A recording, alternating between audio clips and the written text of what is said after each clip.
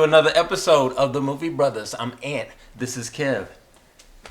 Would you blow a kiss or smoking a cigarette? I'm just letting them know how much I appreciate them. Okay. Hello, Kevin. Hello, Anthony. Looking quite spiffy today, sir. Thank you so much. Sometimes you just are in a mood for a nice, crisp white shirt and a blazer. That's all you need. Fellas, you can never go wrong with a crispy white shirt and a navy blazer, all right? Classic, timeless. Yeah. What else can I say? Dress it up, dress it down, do what you want to do with it. You know, it works either way. That's right. Today we are reviewing the film Miles Ahead. Rated R, has a runtime of 1 hour and 40 minutes. Highly anticipated film, at least for me. Been waiting for this one for a long time. Before we get into this, though, Kev, I gotta ask, do you play any musical instruments? You know what? In junior high school, I dabbled. Okay. You dabbled? I dabbled. I was in the band. I had gotten to the point where I could play, 3 different types of saxophones. The alto, tenor, baritone. I could play those, with some level of proficiency, but, I was not a master by any stretch. Now, were you first chair or like 20th chair? I don't even know if there is a 20th. It was a small high school, so we didn't have that many chairs. Okay. The highest I ever rose was the second chair. Well, that's better than me because I never had any chairs, all right? I never learned to play anything, all right, which I regret very much so, but... Can you whistle? Woo, woo, woo. Let's just say no. Yeah, let's just leave it at that, okay? Today, it is a drama. Yes, I said drama. This is not a biopic. No. All right, so let's just move that off to the side, okay? This film is about a brief period, and I do mean very brief period, in the life of Miles Davis, and that's what we get a peek into. Right. This movie was directed by Don Cheadle, starring the man himself as Miles Davis. It also stars Emayatzy Corinealdi. Did I spell it right? I think that's close. I was going to say Emmy, because yeah, it just sounded right. Well, it sounded like that. I mean, if you knew her, do you know her? I feel like I do. I feel like she's right here. That's not good enough. So I would stick with Emayatzy. We're doing our best to pronounce your name, sis, as best as we possibly can. All right, so Emayatzy Corinealdi. Ewan McGregor is also in this film, as is Michael Stuhlbarg. Yes. Okay. What do you say we take a look at the trailer? Let's do it. I moved to New York, met some cats, made some music. Studied piano too, huh? Nah, just woke up black, knew how to play. You're black? The music don't move on and it's dead music. It's all about improvisation.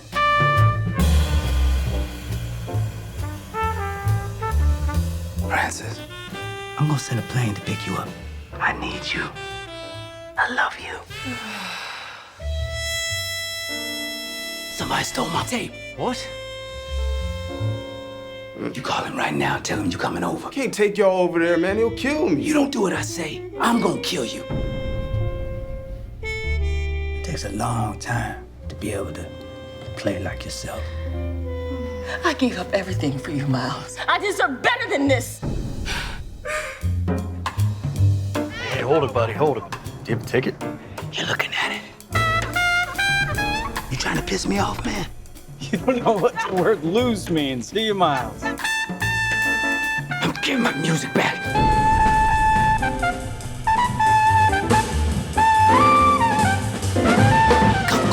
Go. This is madness. I am not dying over this jazz tape. Don't call it jazz, man. That's some made-up word. It's social music. And they say that jazz is a very spiritual art form, and I would agree with that. However, there are some jazz musicians who even bristle at the name jazz. They say that jazz really kind of diminishes what it really is and puts it in a category of just something that's based on sexual innuendo. The history of the term jazz is that it meant sex, and it was a way for people to discourage others from getting involved in this African American art form. Okay, so there are a lot of artists and musicians who really don't like to use the term jazz when it comes to that type of music. Don Cheadle recognizes this. He recognizes the fact that jazz can be controversial. Sometimes you say much more with the notes that you don't play as you do with the notes that you do play, and it's playing with the in between the lines that Don Cheadle does very well and he understands in this film, and I think he does a good job. He does a great job. Okay, I think he proves in his directorial debut of this feature film that he is very, very competent behind the camera, and he gets it. Yeah, as you just described it. This film is beautifully shot. The premise of the story, right, and why are we calling this film a drama? The premise of the story, it's in this time period, roughly between 1975 and 1980, where Miles Davis was not making any music. Okay, his record label Columbia was like, "Hey, we cutting checks, but we're not getting any music. We need some stuff." Long story short, he has a session tape that gets stolen from him. Okay, and we get taken through this journey through the streets of New York City with him trying to recover his session tape that's been stolen from him. Okay, mixed in there is flashbacks into a time period of the late 50s to early 60s when he was married to Frances Davis.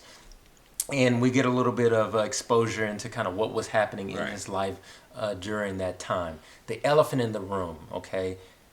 And well, maybe not so much elephant because I said it earlier.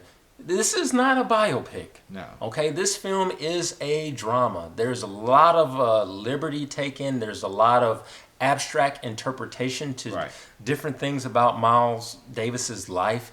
There are characters in this film that are compositions of many different real life individuals.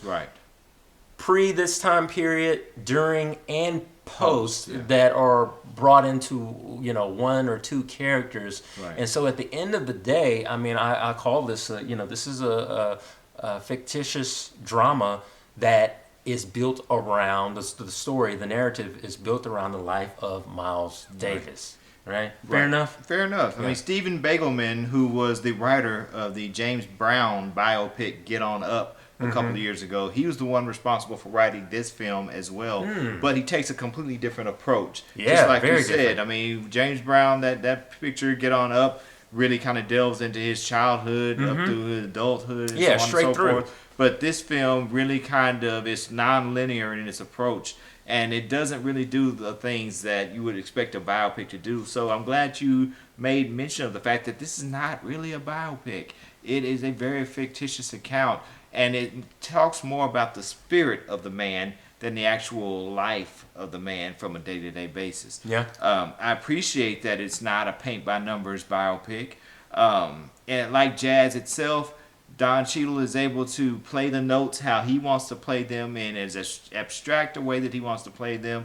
In between the notes, if you can't read in between the notes and in between the lines and understand certain things, this may not be the picture for you, but it expects you to be intelligent in the way that you view it. Yeah. Now, I got to disagree with you on that piece, Kev, in terms of biopics, I do prefer a little bit more paint by numbers, in that I want that structure. You want a little more structure. Yeah, I want a little more structure. I want to know exactly what I'm getting. I like to stick more so with the facts when it's talking about the life of someone, but that's just personal preference.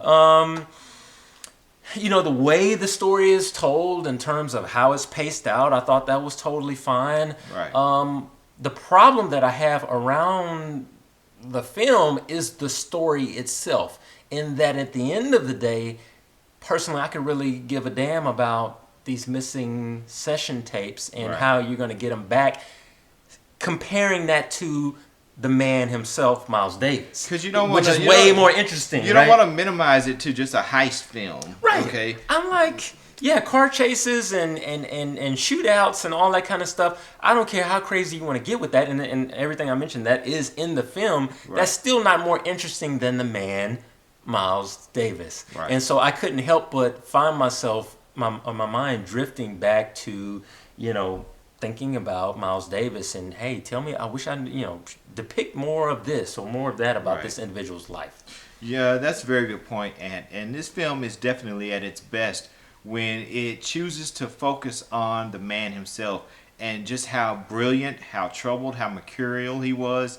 These are the things that would have made, for me, a much better film, okay? And the fact that we get snippets of these things helps, okay? But those are the things that we really want to focus on and see more about than the fictitious elements of it that were just added in in order to try to make the film a little bit something more than what it was initially meant to be.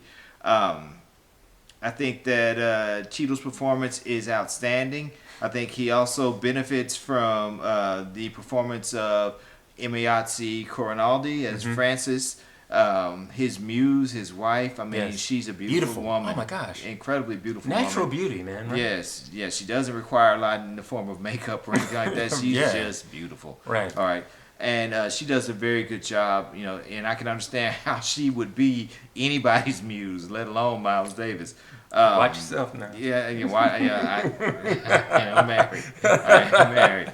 Okay, so and I'm cool with that, But I felt like the performances in this film were spot on. Ewan McGregor, he was there. He wasn't necessarily a vital cog, but it's nice to see him there anyway. He kind of helps provide a little bit of backbone and support, and also he helps to kind of market the film to an audience overseas that really, really admired and idolized Miles Davis and his music. Yeah, which goes into the business side. We talk about this all the time of, show business.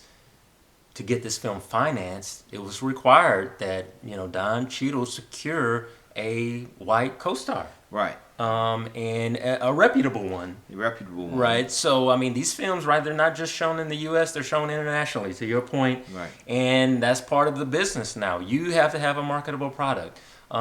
Personally, I don't care for that aspect, but I can at least understand it. Maybe is the way I can describe it. I think as long as you take the time to actually cast somebody who has made some bones in this industry, who's good at what they do. Ewan McGregor's a great actor. He really is. Yeah, he is. He's so good. To have him in the film really doesn't bother me at all. I don't think about the fact that they got to have a white guy in here just to get the movie made. I don't think about that. I really think about just the art in and of itself. So I thought he was a good choice. Yeah. And he did a good job. Yeah. What ultimately makes this film worth taking a look at is Don Cheadle.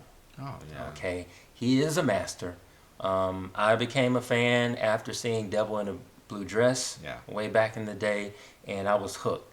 Okay, what he does in this film is just further cements what I knew already. Okay, right. He is at the top of his game, and we see that. Don Cheadle to Miles Davis, and when me and Kev were going through pre-production and stuff, I kept mixing up the names because they were literally one in my mind. That's how good of a job he does, and it's just amazing. It was amazing to see that on the screen. Okay, just period, point blank.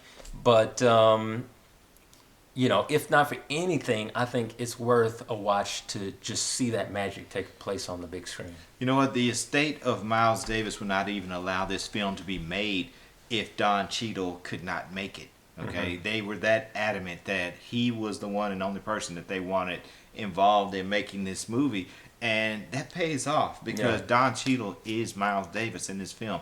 Even going so far as to spend 4 years to learn how to play the trumpet, just so that he can get the fingerings down, so that he would be more believable in the role. And there is a jam session that takes place at the end of the film with who's involved? Herbie Hancock is there. Esmeralda. Esmeralda. Okay, and other contemporary artists are in that jam session, and he's actually playing along with them, and it is amazing to watch and behold.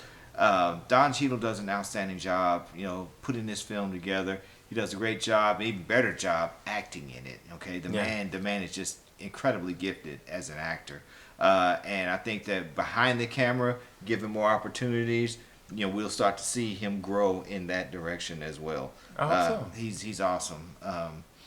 You ready to put some points on this thing? Yeah, let's put some points on it. At the end of the day, again, like I just said, I think if not for anything, it's worth seeing this film to see.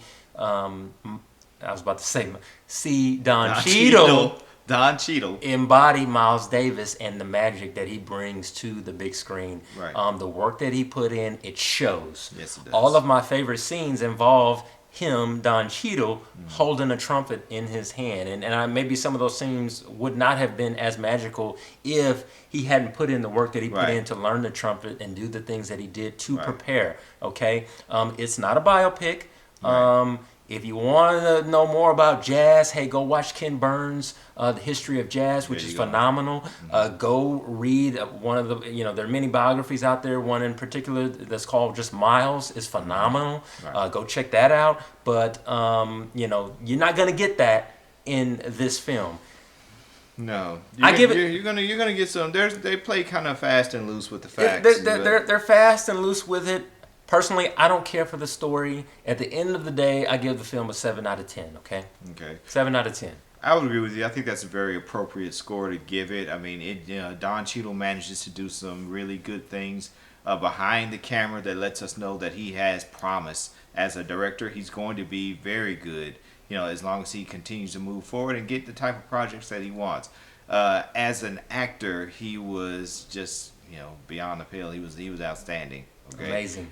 He embodied the character or the person of Miles Davis perfectly, and so much so that, like Ant said, we couldn't separate the names. But this movie is very interesting. The choices that he makes are very interesting, and I think that you'll enjoy it to a certain degree, particularly if you are a fan of Miles Davis and the musical art form of jazz. I give this film a 7 out of 10. There you have it. You got a 7 from me. You got a 7 from Kev. You decide. Please check us out on Instagram at The Movie Brothers. Or you can follow us on Twitter at The Movie Brothers. Or check out our website, www.themoviebrothers.com, BRUTHAS, .com.